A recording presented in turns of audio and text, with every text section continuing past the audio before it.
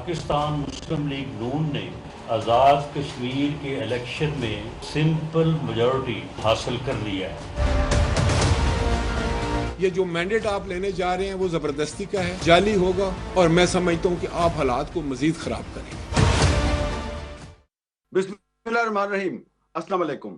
Capital talk میں خوش آمدید۔ آزاد جموں کشمیر کی 45 نشستوں پر جو 3 مراحل میں الیکشن ہو رہا ہے، اس الیکشن نے پاکستان کی سیاست میں کھلبلی مچا رکھی ہے۔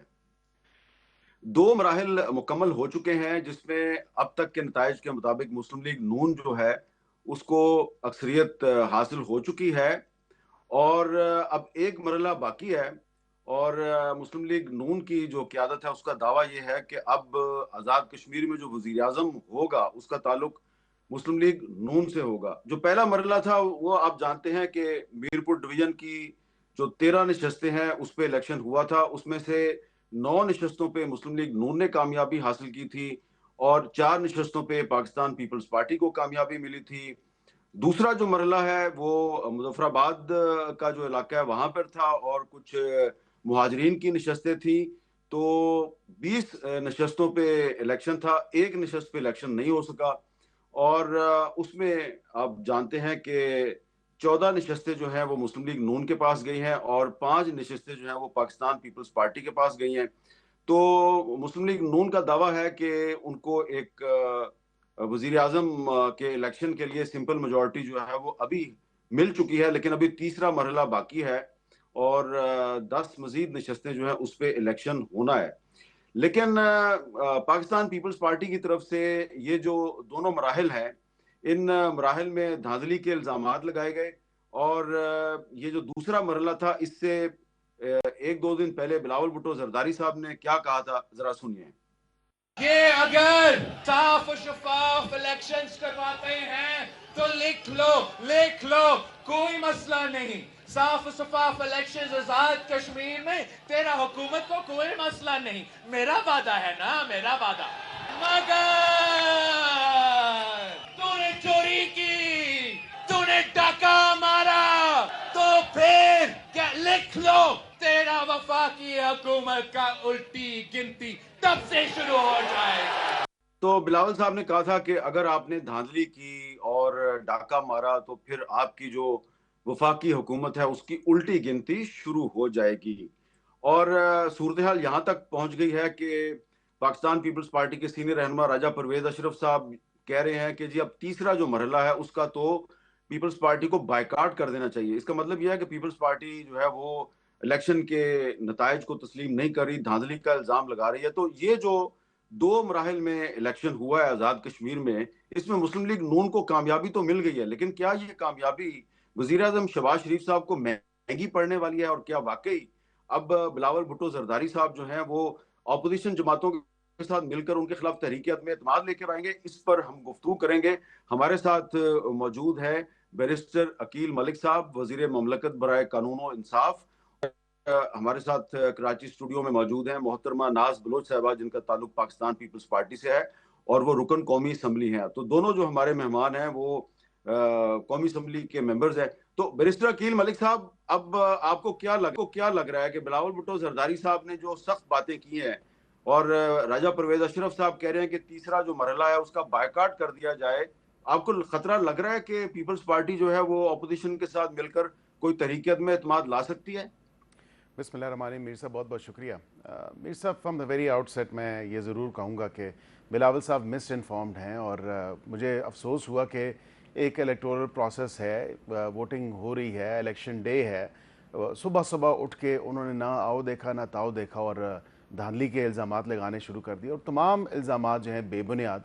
میرپور میں بھی یہی ہوا، مظفر آباد میں بھی یہی ہوا، اور جب پاکستان مسلم لیگ نون الحمدللہ اللہ کے فضل و کرم سے اپنے مینیفیسٹو کے اوپر، اپنے وعدوں کے اوپر، اپنی کارکردگی کے اوپر اس نے پروف کیا، اس نے وہ سیٹیں میرپور میں بھی جیتیں، اس نے وہ مظفر آباد میں بھی جیتیں، کیونکہ بیچنے کے لیے بیانیہ کچھ بھی نہیں تھا، کارکردگی 0/0، اور اس کے بعد پھر الزامات کی ایک بھونچار۔ اس کے بعد جب الزامات کو ہم نے کہا سبسٹینشیٹ کریں، ایویڈنس لے کے آئیں، پہلے انہوں نے کہا جی 4 سیٹیں، پھر انہوں نے کہا جی نہیں وہ 2 ہیں، वो फिर इन्होंने कहा नहीं वो जी एक है। हमने कहा सबूत बिल्कुल है कोई नहीं, और इल्ज़ाम बराए इल्ज़ाम जो है वो लगाया जा रहा है। अब इनको अपनी हार तस्लीम कर लेनी चाहिए। अगर आज़ाद जम्मू एंड कश्मीर के लोगों ने आपका साथ नहीं दिया, आपका जो चूरन आप बेचना चाह रहे थे, कराची की सिंध की कारकर्दगी वो देख चुके, उसके बाद अगर वो नहीं आपके मैनिफेस्टो के ऊपर, आपकी पॉलिसीज़ के ऊपर उन्होंने इजहार इत्मीनान किया, तो ये फिर आपका फेलियर है, ये आपकी पार्टी की पॉलिसीज़ का फेलियर है। आप किस तरह प्रोजेक्ट कर सकते हैं कि पाकिस्तान मुस्लिम लीग नून और इल्ज़ामात, बेबुनियाद इल्ज़ामात आप लगा रहे हैं। फिर देखें तमाम चीज़ें, पाकिस्तान मुस्लिम लीग नून ने 14 सीटें सिक्योर की।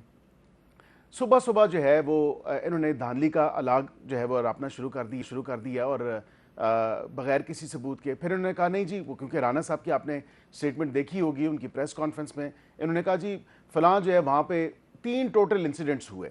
वो तीनों इंसिडेंट्स बड़ी नॉर्मल बात है कि जब 2 फ्रीकैन आमने सामने होते हैं, 2 कैंडिडेट्स या उनके सपोर्टर्स आमने सामने होते हैं, तो ये छोटी मोटी चीज़ें होती हैं और ये कोई ऐसी सीरियस बात नहीं थी। तू तकरार हो सकती है, वो हो ही भी होगी, उससे हम बिल्कुल डिनाई नहीं कर रहे, लेकिन ये कह देना कि नहीं वहाँ पे गोलियां चल गई हैं, वहाँ पे फलां चीज़ें हो गई हैं, हाथापाई हो ही होगी, इसमें कोई ऐसी बड़ी बात नहीं। और नॉर्मल इलेक्शंस में भी हो जाती हैं, कई सेंसिटिव पोलिंग स्टेशंस होते हैं, लेकिन सुबह से ही एक गिरदान वो अलापना, एक अलाग अलापना और कहना कि जी धांधली धांधली धांधली धांधली, मतलब आपके पास ना सबूत है, ना कुछ आपके पास जो है प्रेजेंट करने के लिए कोई चीज़ है, ना कोई आप उसको कोई एविडेंस दे रहे हैं, और फिर अपनी हार तस्लीम करने से भी आप कासिर हैं। और फिर अगला जो आप लाएअमल बता रहे हैं, जो कि बड़े फखरी आप कहते थे कि बॉयकॉट नहीं करना चाहिए, पीटीआई ने अगर बॉयकॉट किया तो गलत किया, और फिर सारा मलबा आपने पीटीआई की आज़ाद जम्मू एंड कश्मीर की क़यादत पे डाला और आपने कहा कि जी सेंटर में जो पाकिस्तान में क़यादत है पीटीआई की, उन्होंने आपके साथ जो है ज़्यादती की है, आपको धोखा दिया है। एक तो वहाँ से इन्होंने आड़े हाथों लेने की कोशिश की, लेकिन उसमें भी नाकाम रहे। ये चाहते थे कि पीटीआई के जो वोटर्स, जाहिर बात है पीटीआई की अपनी एक चॉइस है, उनका अपना एक फैसला है, उन्होंने कंटेस्ट नहीं किया। अब वो तमाम वोटर्स जो हैं वो अगर पीपल्स पार्टी की मंशा के साथ, पीपल्स पार्टी की सोच के साथ, पीपल्स पार्टी के मैनिफेस्टो के साथ अगर नहीं खड़ी हो रही और वो पाकिस्तान मुस्लिम लीग नून को और दीगर जमातों को वोट कर रही हैं, दीगर कैंडिडेट्स को वोट कर रही हैं, तो इसमें हमारा क्या कसूर है? हम उनको तो नहीं कह सकते कि आप जाएं पीपल्स पार्टी के लोगों को वोट डालें। अब ये इलेक्शन प्रोसेस है, अब यहाँ पे हमें इत्तेहादी ज़रूर हैं वफाक में, लेकिन आज़ाद जम्मू एंड कश्मीर में हमारे कैंडिडेट्स एक दूसरे के आमने सामने हैं। अब फिर ये इत्तेहाद जो आपने बात की कि किसी किस्म का कोई इत्तेहाद या अदमे एतमाद तहरीक का कोई मामला शुरू हो जाएगा, बिल्कुल ऐसा नहीं होने वाला, और नहीं ऐसी कोई सिचुएशन है। अपनी बात से पीछे वापस मुड़ी है और फिरी है पीपल्स पार्टी, क्योंकि उन्होंने कहा इलेक्शन बॉयकॉट करना कोई हल नहीं, और ये दुरुस्त फैसला नहीं, क्योंकि 85 में हमने एक दफ़ा किया तो फिर हमें पता लगा कि ये तो ऐसी बात नहीं है। चाहे कैसे भी हालात हों, आपको इलेक्टोरल प्रोसेस का हिस्सा रहना चाहिए। और आज वो खुद ही बातें कर रहे हैं, जब मीरपुर से और मुजफ्फराबाद से हार गए, अब वो कहते हैं कि जी अब हार तो नज़र आ रही है, क्योंकि मेजॉरिटी फैसला आज़ाद जम्मू एंड कश्मीर की आवाम ने सुना दिया, अब तो हमारे यहाँ पे कोई दाल गलने नहीं वाली, तो इसलिए बेहतर है कि इस पूरे प्रोसेस का हिस्सा ही ना बना जाए।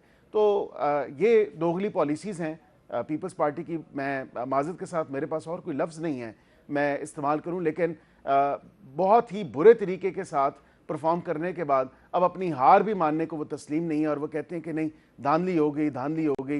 ये वतीरा पीटीआई वाला ही है, जब पीटीआई देखती थी वो ये कार्रवाई करती थी, और ये उन्हीं के नक्शे कदम पे चलते हुए ये कार्रवाई कर रहे हैं। उन्होंने नया तरीका सीखा है पीटीआई से। जी नाज बलोच साहबा, अब आप उसका क्या जवाब देगी कि जो बिलावल साहब ने कहा था कि अगर इलेक्शन चुराया गया तो फिर वफाकी हुकूमत की उल्टी गिनती शुरू हो जाएगी, तो उल्टी गिनती का क्या मतलब है? इसका मतलब तहरीक अदम एतमाद है या कोई सड़कों पे तहरीक चलाई जाएगी? बिस्मिल्लाहिर्रहमानिर्रहीम। हामिद मीर साहब, पहले तो मैं जो है ये कहूंगी कि चराग हक को बुझाकर ये जीत कैसी है, अवाम हार गई तो ये फतह कैसी है। तो जिसको ये फतह समझ रहे हैं, उसमें इन्होंने अवाम को शिकस्त देकर अपनी कामयाबी को जो ये राग अलाप रहे हैं, ये इनकी सबसे बड़ी नाकामी है। फेलियर तो इनका था जीबी में, کیا ہوا کہ جی بی کے لوگوں کو ان کے پنجاب کی حکومت پسند نہیں آئی؟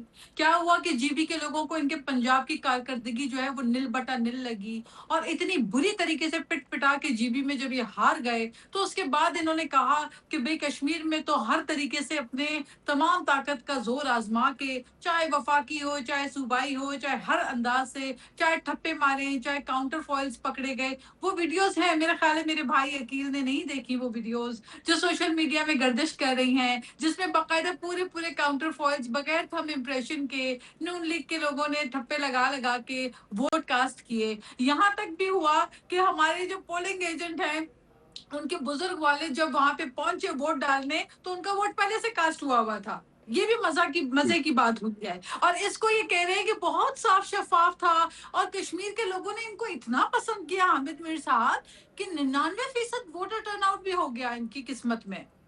اب آپ یہ دیکھیں کہ ایسا بھی ہوا کہ صبح رزلٹ جو رات کو آنا تھا وہ صبح سویرے جا کے رزلٹ آیا ہے. اور کچھ یہ بھی ہوا کہ جن علاقوں میں پوری مکمل طور پہ آب و تاب سے سورج چمک رہا تھا اور فل دھوپ نکلی ہوئی تھی، وہاں پہ موسم کی صورتحال کو خراب جانتے ہوئے پولنگ کا عمل کو بند کر دیا گیا اور اس کو ملتوی کیا گیا.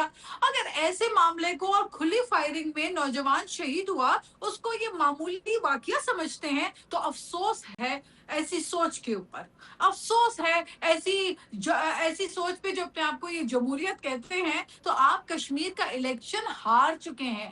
اب اس ہار کو تسلیم نہ کرتے ہوئے آپ نے جو اپنے اختیارات کا ناجائز استعمال ایڈمنسٹریٹو استعمال کیا ہے، آپ نے گولیاں چلائیں. آپ کے لوگوں نے جو آپ لوگوں نے پنجاب میں کیا حال کیا، آپ نے مہاجرین کی سیٹ پہ کیا کیا.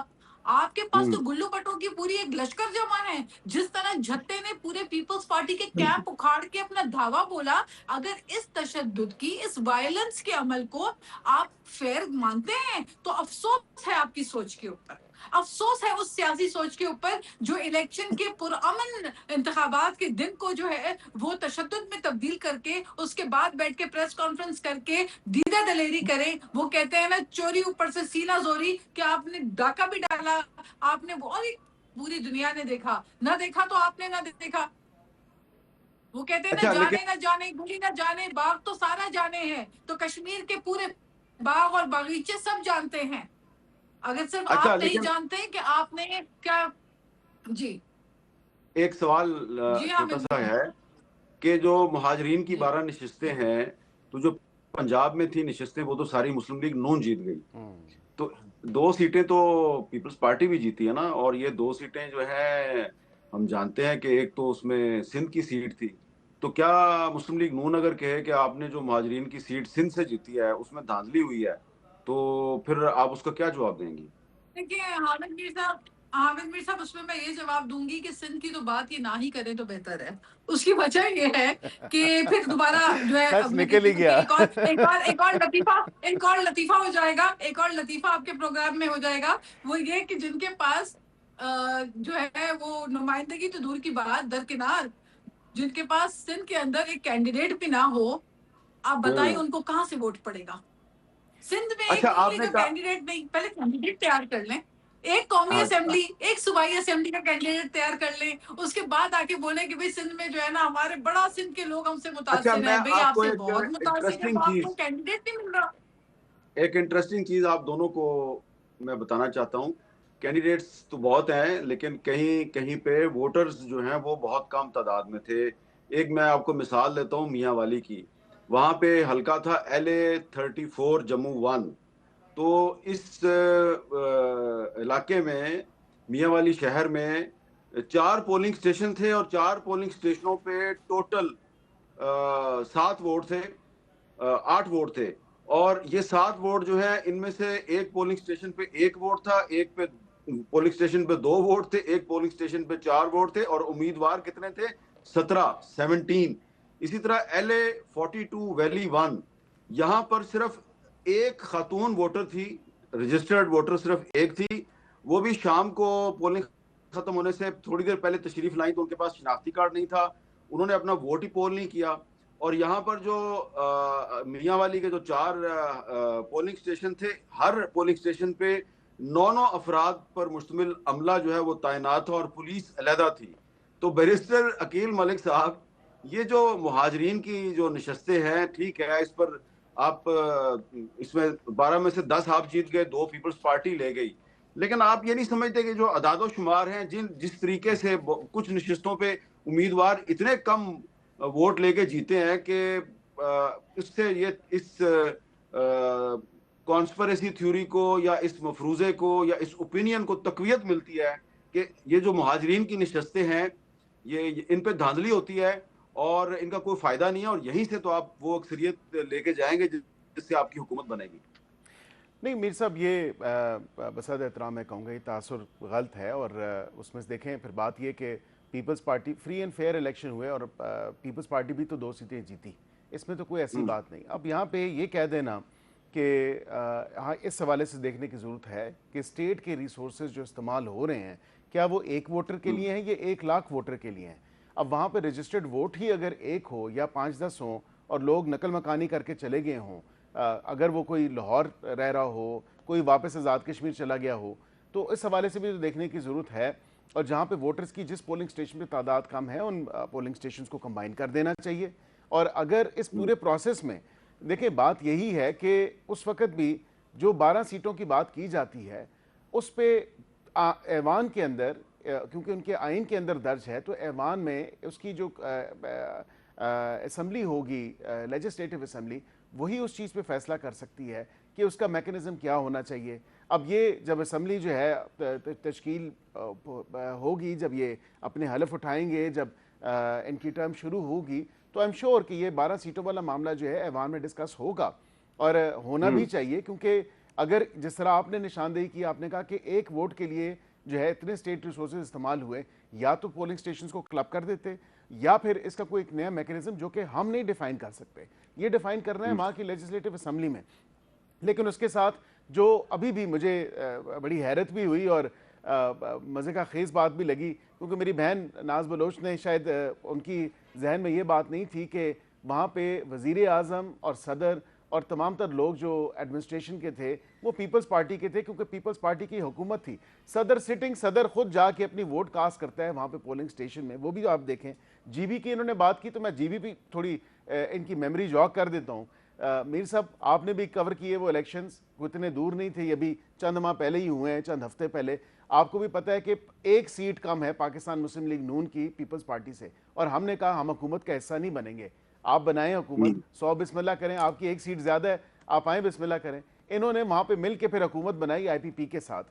اور بس اللہ کی شان ہے، میں کیا کہوں، یہاں پہ اعداد و شمار کو نہیں دیکھا جاتا، نمبر آف سیٹس کو نہیں دیکھا جاتا. یہاں پہ یہ نہیں دیکھا گیا کہ پیپلز پارٹی سیٹیں کتنی جیتی ہے جی بی میں، اور کہا کہ نہیں جی نون لیگ کا بیانیہ جو ہے وہ دفن کر دیا گیا، نون لیگ کو مسترد کر دیا گیا. میری بہن 1 سیٹ آپ سے کم ہے، اگر وہ 1 سیٹ ہمیں مل جاتی جو آزاد، جن کے ساتھ جن کو بلکہ 2 آزاد بیکڈ تھے ہمارے ہی، اور ہم نے ان کو کہا تھا کہ جی، انہوں نے کہا نہیں، جو رانا صاحب نے بھی کہا کہ بتائیں جی آپ حکومت بنائیں گے نہیں. ہم نے کہا ہم اس طرح کس طرح بتا سکتے ہیں، حکومت بنائیں گے، رزلٹس آئیں پھر اس کے بعد دیکھا جائے گا، پھر تمام تر چیزیں. تو وہ پھر انہوں نے فیصلہ کیا کہ ہم نے جب کہا کہ ہمارے پاس سیٹس کم ہیں، ہم حکومت بنانے کی پوزیشن میں نہیں ہیں، تو انہوں نے کہا جی ہم پھر دوسری کسی پارٹی کو جوائن کریں گے. تو انہوں نے کیا. برکیف میں اس ساری بحث پہ یہ آپ کو ضرور کہوں گا کہ اس میکنزم کو ضرور دیکھا جائے، لیکن یہ دیکھنے کے لیے وہاں کی آزاد جموں کشمیر کی اپنی اسمبلی ہے جہاں پہ یہ بحث ہوگی، جب یہ لوگ حلف لے کے آئیں گے، جب یہ تیسرا فیز کمپلیٹ ہوگا، جب ان کی اسمبلی قیام میں آئے گی اس ٹرم کی، تو اس میں یہ چیزیں ڈسکس ہونی ہیں اور ہوں گی اور ہونی چاہیے بھی، کیونکہ اس کا میکنزم جو ہے وہ اس پہ نظر ثانی ہو سکتی ہے. اس میں کوئی ایسی بات نہیں ہے کہ اس کو دوبارہ وزٹ نہیں کیا جا سکتا. اچھا، لیکن ناز بلوچ صاحب آپ نے وہ جواب نہیں دیا میرے سوال کا کہ بلاول صاحب کہہ رہے ہیں الٹی گنتی شروع ہو جائے گی، تو کیا اس کا کیا مطلب ہے؟ تحریک عدم اعتماد؟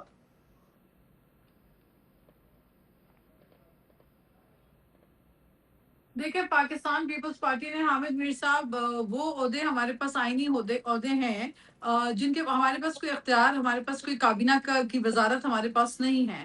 ہم نے بھی ان کو بہت بڑے پن کا مظاہرہ کیا، بہت ہی بڑے دل کا مظاہرہ کیا کہ کڑوا گھونٹ پی کر ان کے ساتھ بیٹھے اور ان کو حکومت کرنے کا موقع دیا. گو کہ ہم جانتے تھے ان کی بڑی بڑی جو مین سیٹیں ہیں وہ بھی فارم 47 کی پیداوار ہیں. تو ہم سب جانتے تھے، لیکن ہم نے کہا کہ ایک تسلسل سے کم جمہوریت کا سلسلہ قائم و دائم رہے اور پارلیمان کے ذریعے ہم آنے والے انتخابات کو فری اور فیئر بنانے کے لیے اپنا کردار ادا کریں. جہاں تک بات ہے یہ جو اپنی جی بی کی ابھی بات کر رہے تھے ساتھ میں، تو دیکھیں جی بی کے اندر بھی انہوں نے یہی کاروائی کی تھی، اور وہ کاروائی ہم نے بروقت پکڑ لی جب یہ دھاندلی کے عمل میں مگن تھے.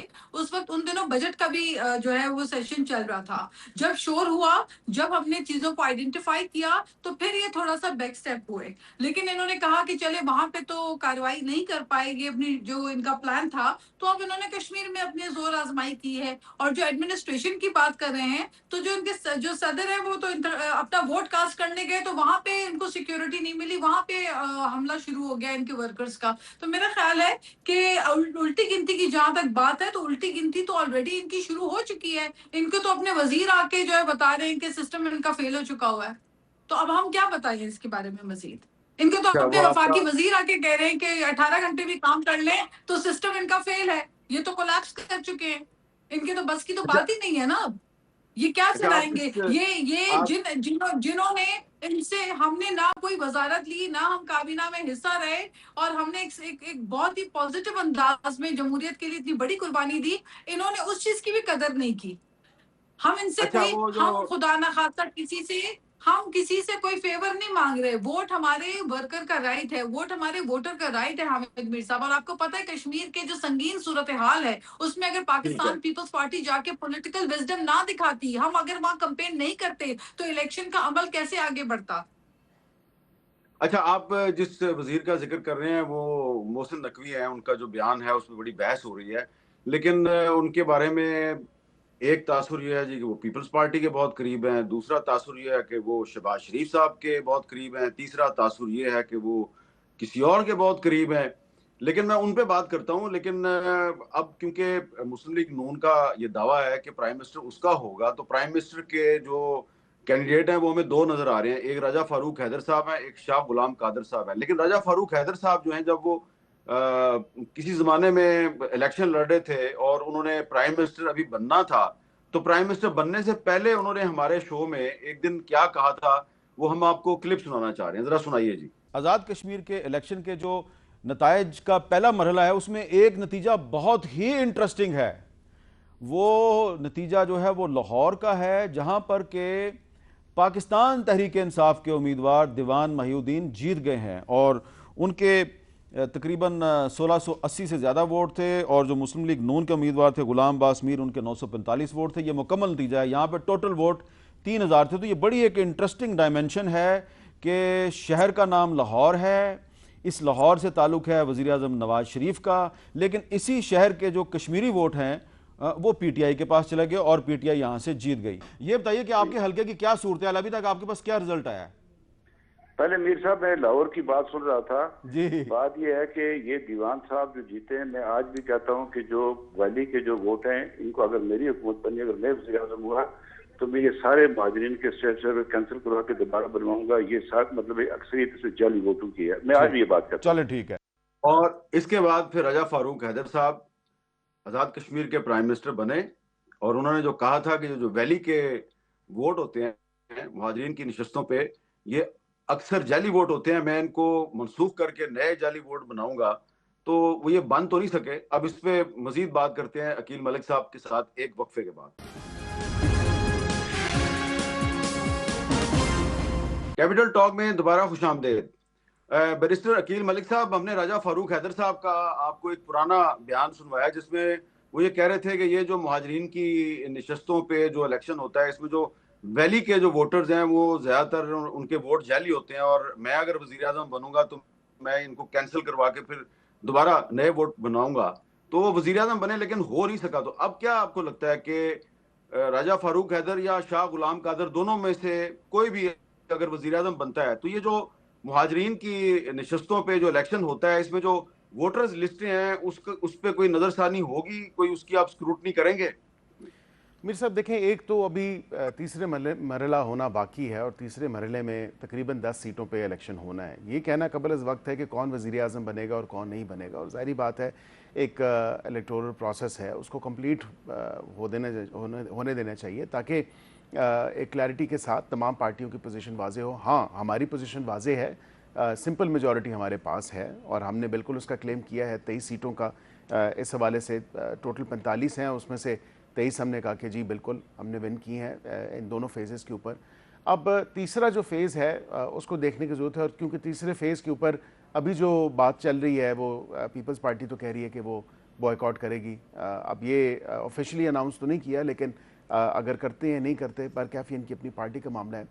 میں سمجھتا ہوں اس تمام تر ایشو کو، کیونکہ میرے حلقے میں بھی 7 پولنگ اسٹیشن تھے واؤ ٹیکسلا کے اندر، یہ ویلی کے ووٹرز، اور 2 کینڈیڈیٹس قادری صاحب اور راجہ محمد صدیق صاحب، اور وہ دونوں ون کیے. مختلف آپ کو پتہ ہے ویلی کی ووٹیں جو ہیں وہ سکیٹرڈ ہیں، پنڈی میں اسی طرح اور جگہوں پہ بھی پولنگ اسٹیشنز ہیں.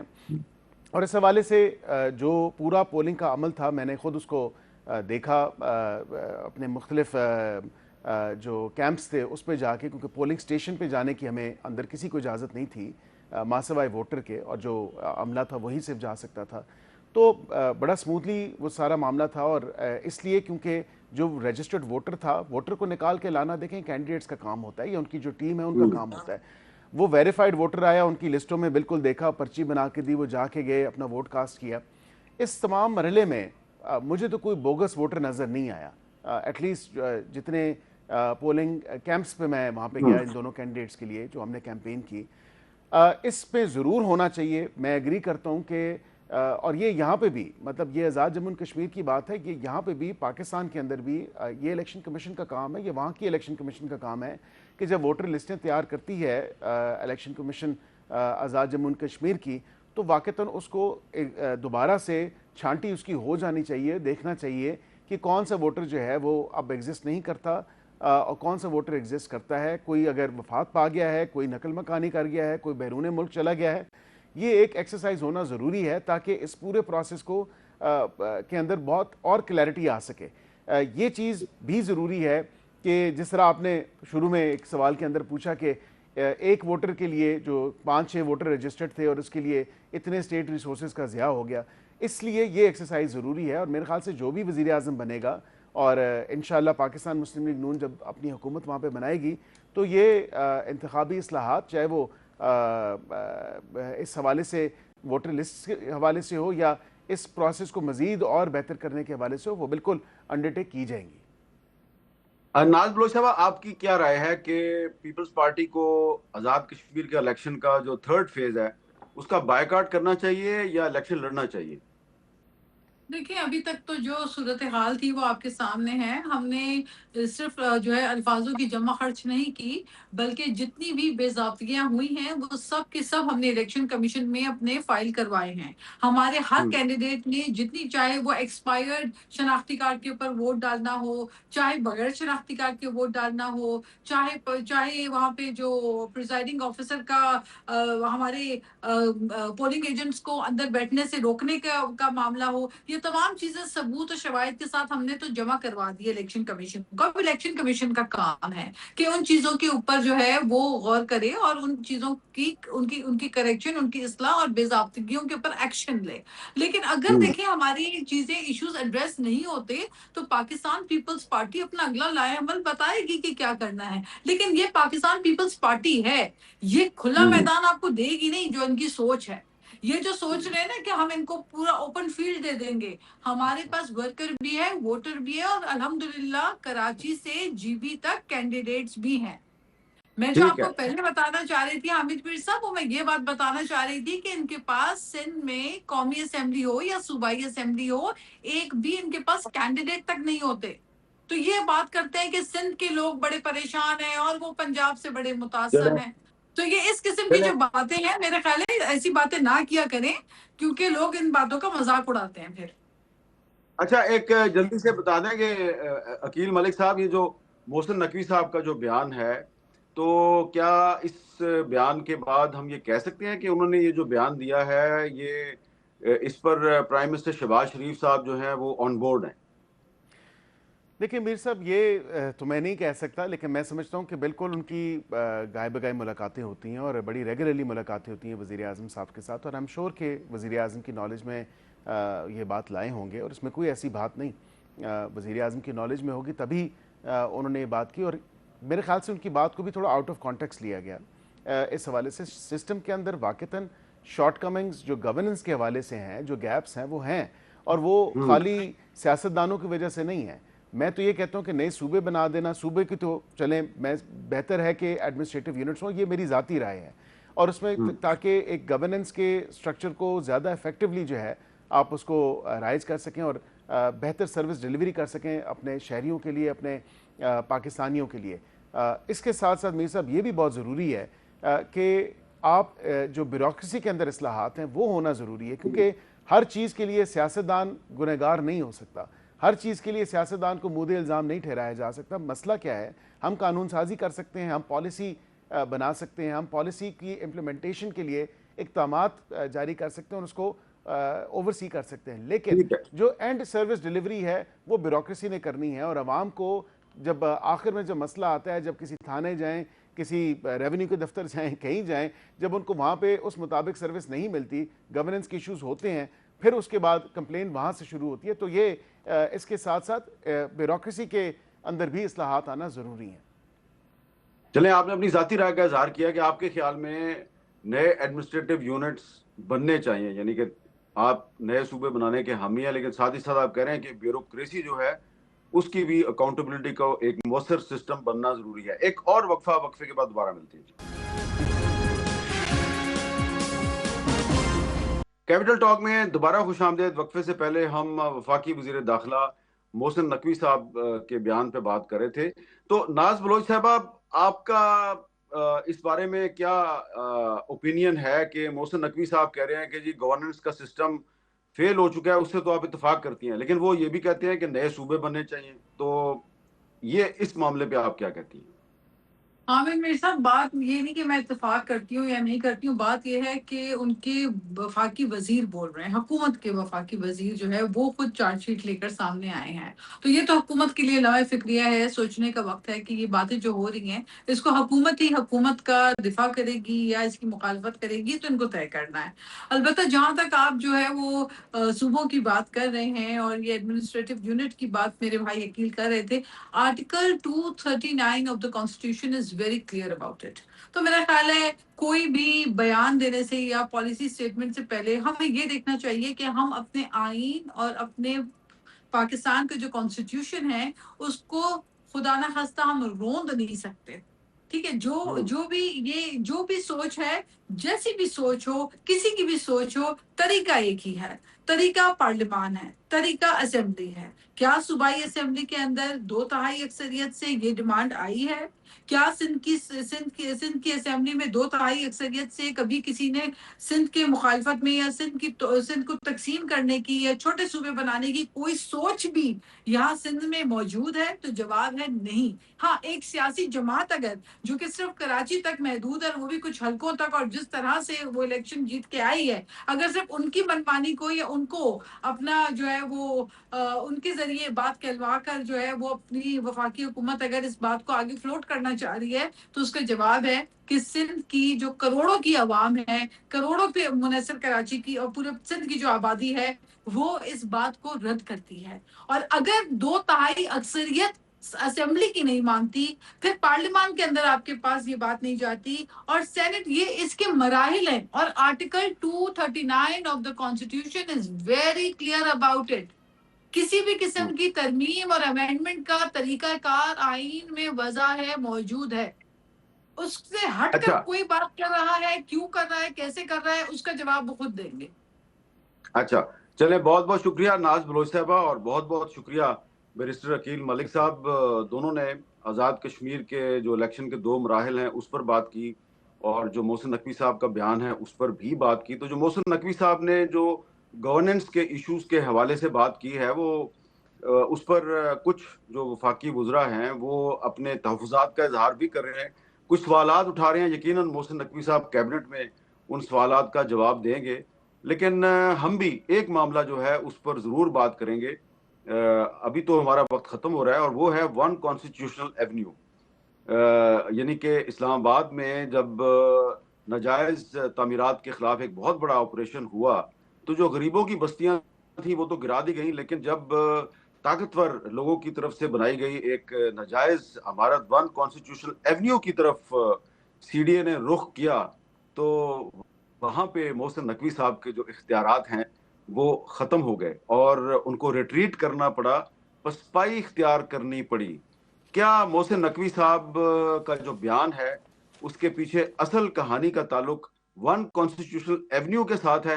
اس سوال پر ہم بات کریں گے کل تک کے لیے مجھے دیجیے اجازت، اللہ حافظ۔